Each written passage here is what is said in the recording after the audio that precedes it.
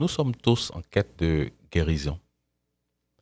Guérison au plan physique ou guérison au plan spirituel, parce que nous sommes tous sujets à des blessures physiques, à la maladie, ou à des blessures au plan spirituel ou émotionnel. Et c'est avec plaisir que nous lisons dans la parole de Dieu que le sacrifice de Jésus nous apporte la guérison. La Bible dit que par ses meurtrissures, nous sommes guéris. Il y a également un autre verset qui parle de la guérison. Et on va le lire dans le livre de Jacques, chapitre 5 au verset 16, où la Bible dit « Confessez donc vos péchés les uns aux autres et priez les uns pour les autres, afin que vous soyez guéris. » Donc encore un autre verset biblique qui nous montre la façon dont nous pouvons être guéris. Alors dans ce verset, la Bible est très claire. Si nous voulons obtenir la guérison, il faut que nous confessions nos péchés les uns aux autres. La traduction Parole de vie, quant à elle, dit qu'il faut que nous puissions reconnaître nos péchés les uns devant les autres. C'est un exercice qui n'est pas facile parce que reconnaître ses fautes devant les autres demande de l'effort, demande de l'humilité et de la capacité à pouvoir supporter les regards des autres, même si on est en train de demander leur clémence, on est en train de demander leur pardon, mais il faut supporter leurs regards, supporter leurs critiques, supporter tout ce qu'ils vont nous dire, parce que c'est nous qui sommes en faute, et ça prend beaucoup de courage pour pouvoir le faire. Mais la Bible nous encourage à le faire, parce qu'à la clé, nous avons notre guérison. La Bible dit que ajouter à la confession de nos fautes les uns aux autres, ou à la reconnaissance de nos péchés les uns devant les autres, si nous ajoutons la prière que nous prions ensemble, nous allons obtenir la guérison. Il faut qu'on soit très clair, chers frères et sœurs, en lisant ce verset. Cela ne veut pas dire que si une personne est malade, c'est parce qu'elle a péché et que comme elle n'a pas confessé son péché, elle n'a pas encore obtenu guérison. Quand on prend l'exemple de Job, on se rend bien compte que même si tu n'as pas commis de faute, tu peux être l'objet de maladie. Parce que juste Satan t'a réclamé, il veut ta peau. Donc, ce sont des situations qui arrivent. Et nous sommes informés par la Bible quant à ces situations-là. Et puis, nous sommes prêts pour pouvoir résister au diable jusqu'au bout. Mais force est de reconnaître qu'il y a aussi des blessures, qu'elles soient physiques ou qu'elles soient émotionnelles, qu'elles soient spirituelles et autres, qui ont besoin de confession, qui ont besoin que les gens puissent reconnaître leurs fautes pour obtenir guérison. Ça veut dire quoi en clair? Ça veut dire que plusieurs personnes n'ont pas encore obtenu guérison parce qu'en réalité, ils n'ont jamais confessé la faute commise devant les personnes qu'elles ont blessées. Et puis de l'autre côté, les personnes qui ont été blessées aussi n'ont jamais été guéries de la situation, guéries de leurs blessures parce que ceux qui les ont blessés n'ont jamais reconnu devant eux leurs fautes. Donc au total, on se retrouve avec des blessures de part et d'autre qui n'ont jamais obtenu réparation, qui n'ont jamais obtenu guérison. Cette situation fait que nous tous, nous traînons depuis notre enfance avec des blessures, des fautes qui n'ont jamais été reconnues, des péchés qui n'ont jamais été reconnus par les personnes qui les ont commises, des offenses qui n'ont jamais été reconnues. Oui, j'aime bien cette traduction de la Bible de Lausanne qui traduit Jacques chapitre 5 verset 16 ainsi en disant « Confessez les uns aux autres vos offenses ». Elle ne dit pas « Confessez vos péchés ou vos fautes », elle dit « vos offenses ». L'offense est une faute, c'est un péché, mais c'est une faute particulière. Elle est très subtile. Quelqu'un peut t'avoir offensé et comme c'est une faute très subtile, au devant de tout le monde, quand on lui demande « Mais qu'est-ce que tu viens de faire? C'est pas normal que tu aies agi comme ci ou comme ça. » La personne peut répondre qu'elle n'a rien fait parce que l'offense est difficilement perceptible. Ce n'est pas un manquement fait de façon ouverte. Ça peut être juste un geste, un regard ou un manque de respect très très subtil. De telle sorte que si la personne elle-même ne reconnaît pas sa faute, c'est comme difficile d'apporter la preuve qu'on a été offensé. Et nous transportons, nous tous, depuis notre enfance, des offenses qui n'ont jamais été reconnues. Ça peut être des offenses même de nos parents directs, notre père, de notre mère, ou des offenses de nos frères, de nos sœurs directes, ou de nos oncles, de nos tantes. On a été offensé, on a été blessé. Et personne n'a demandé pardon. Personne n'a reconnu ouvertement qu'ils ont commis une faute à notre égard. Et toutes ces offenses non reconnues, non confessées, ont fait de nous, depuis notre enfance, des personnes blessées, des personnes qui traînent des blessures au plan spirituel, au plan émotionnel, même au plan physique, jusqu'à ce qu'on se marie. Nous sommes tous des personnes qui, soit à moitié guéries ou pas du tout guéries, sont devenues adultes et qui rentrent avec ces blessures dans le mariage. Et souvent, une faute commise par notre conjoint ou notre conjointe nous fait très mal parce que ça vient réveiller la blessure ancienne qui est en nous. On n'en veut pas à notre conjointe, mais sa réponse ou son attitude nous renvoie à des souvenirs d'une plaie ouverte, béante et qui n'a jamais reçu guérison et qui nous suit jusqu'à aujourd'hui.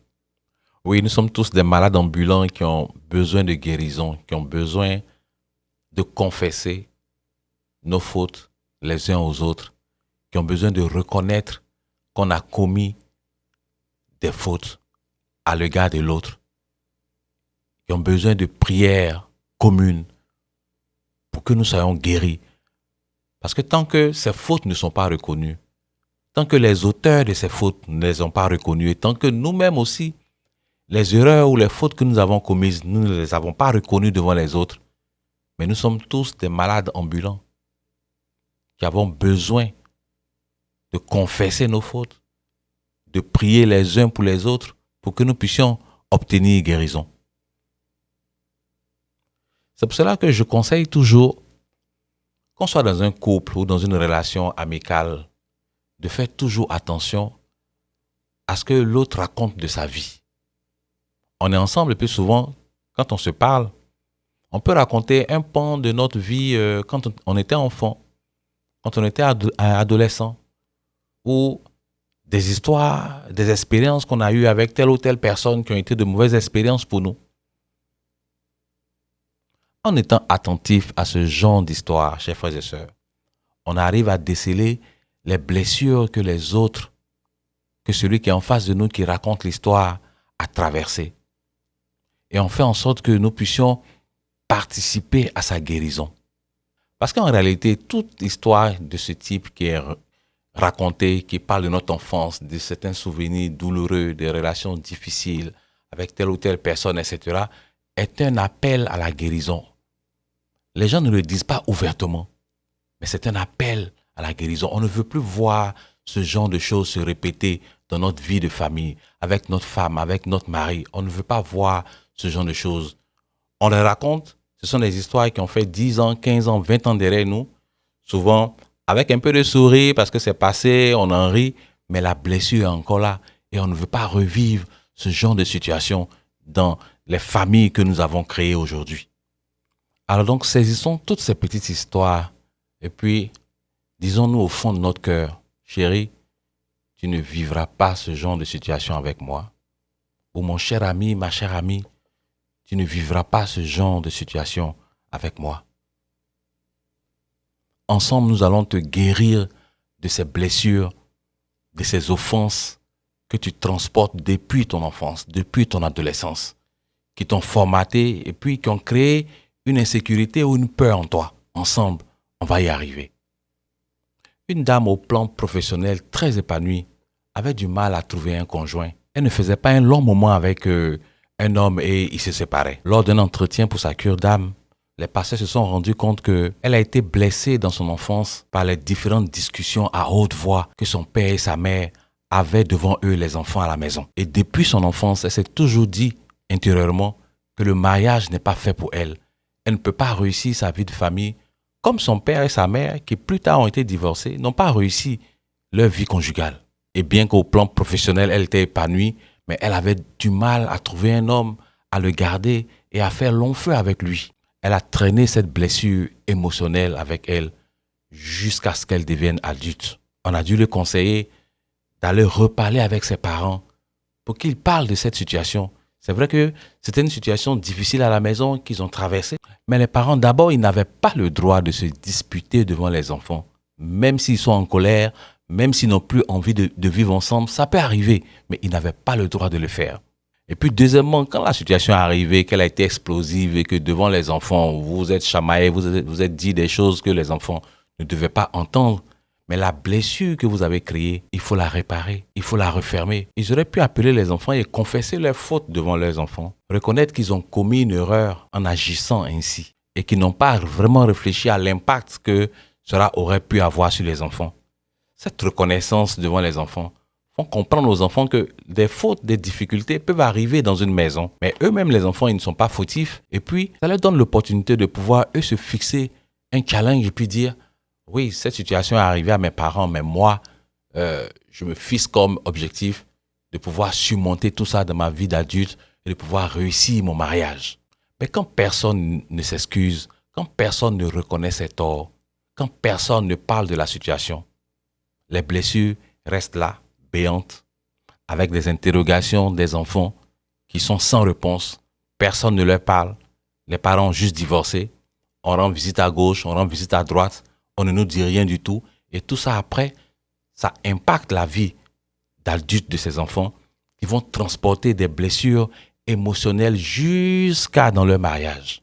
Chers frères et sœurs, il faut saisir immédiatement toute occasion de confesser à nos frères et sœurs, de confesser à son conjoint, à son ami, à sa conjointe, nos fautes, nos péchés et nos manquements, nos offenses. Il faut les confesser, il faut qu'on puisse se pardonner mutuellement pour que nous tous, nous soyons guéris. Toutes ces fautes, toutes ces offenses, tous ces manquements provoquent en nous des désordres émotionnels qui vont forcément agir au plan physique en nous donnant des maladies. Il est temps de dire à compter d'aujourd'hui, tout de suite, maintenant, de dire non aux frustrations, de dire non aux blessures, de leur dire que nous sommes leur terminus et que ces blessures ont atteint leur date d'expiration avec nous. Ces blessures ont pourri notre vie de famille, pourrissent notre vie de famille aujourd'hui et continueront de l'impacter si nous ne faisons rien maintenant. Ce n'est peut-être pas de notre faute si de l'insécurité a été créée suite à ces blessures dans le cœur de notre conjointe ou d'un ami, mais c'est de notre responsabilité de dire aujourd'hui que ça suffit et de prendre la décision ferme d'être une source de guérison pour notre conjoint, pour nos enfants et pour tous ceux qui nous entourent. N'oublions jamais, chers frères et sœurs, que la Bible nous enseigne pour notre bien-être, pour notre profit. Intégrons rapidement, urgemment, dans nos habitudes, le fait de reconnaître nos fautes et de les confesser les uns aux autres. La Bible dit que si nous nous mettons ensemble et que nous prions et demandons pardon, demandons réparation ensemble à notre Dieu, nous allons obtenir la guérison. Sur ce, je souhaite que toutes les blessures, conscientes ou inconscientes, soient réparées, soient guéries pour une vie de famille plus épanouie en Christ. Que Dieu vous bénisse.